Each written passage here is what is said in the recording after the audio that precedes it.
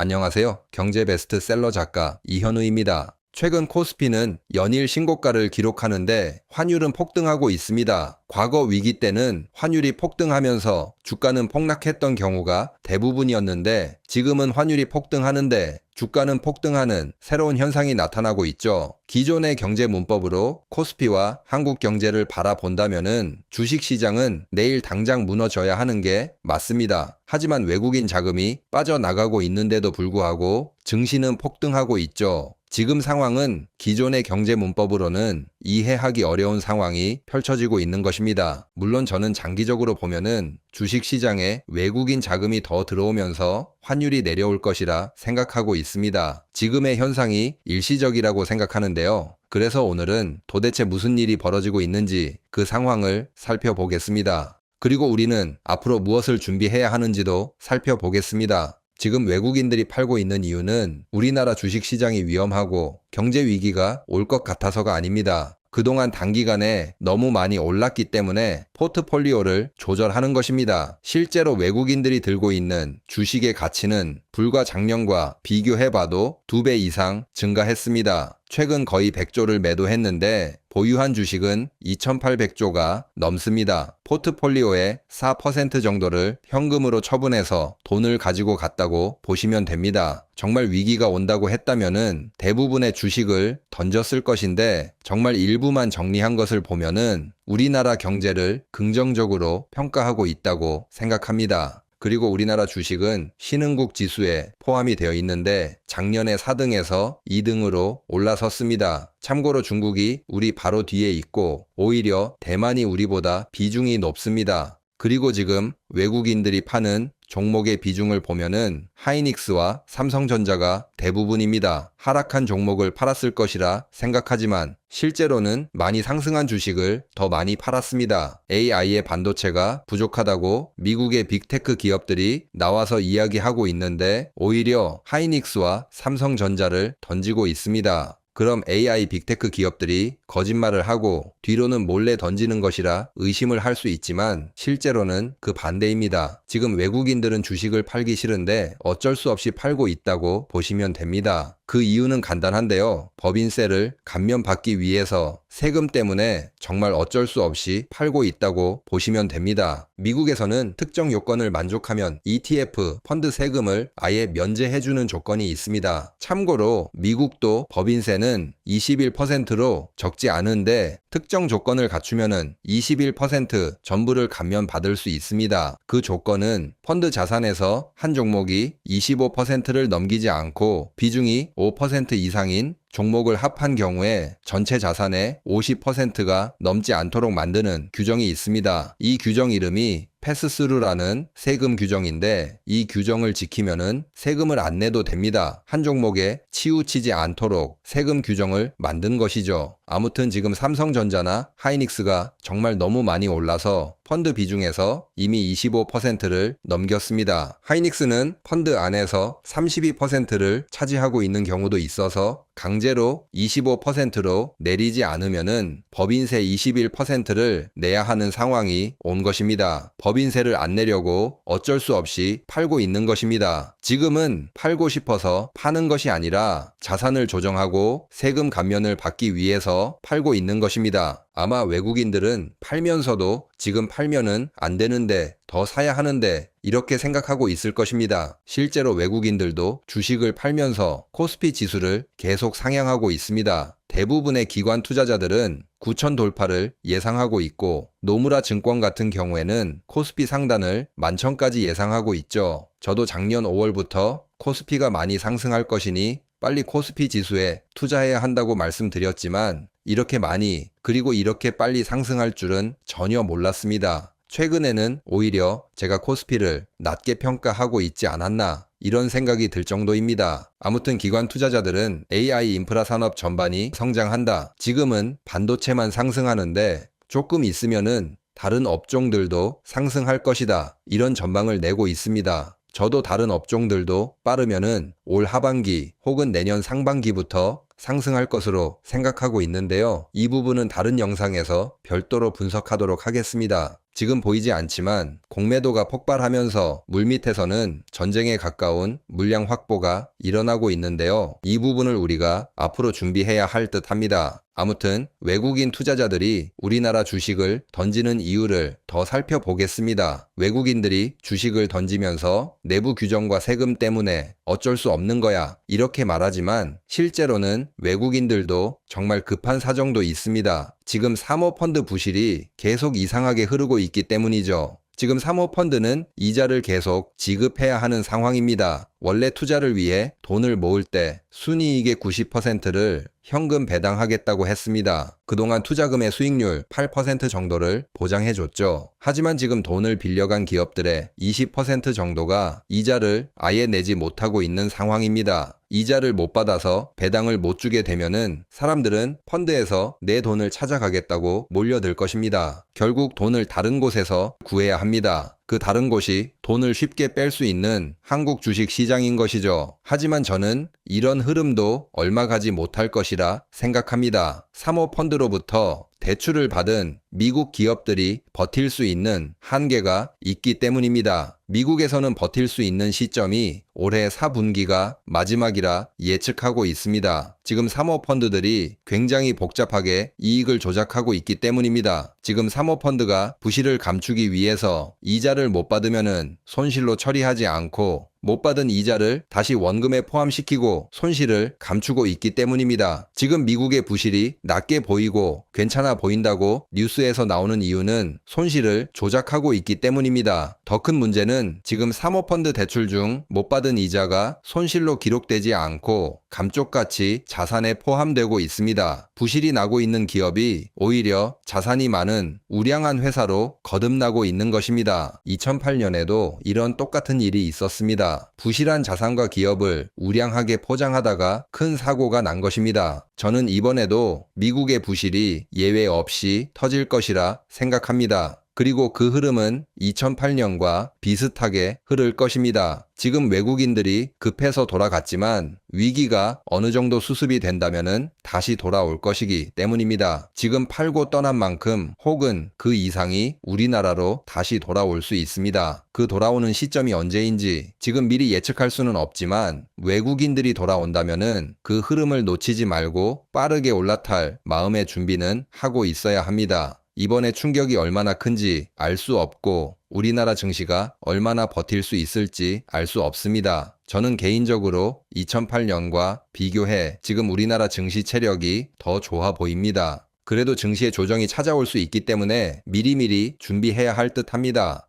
오늘은 코스피가 계속 상승하는데 외국인들은 왜 매도를 하는지 이유를 알아보았습니다. 그럼 오늘 영상은 여기서 마치겠습니다. 감사합니다.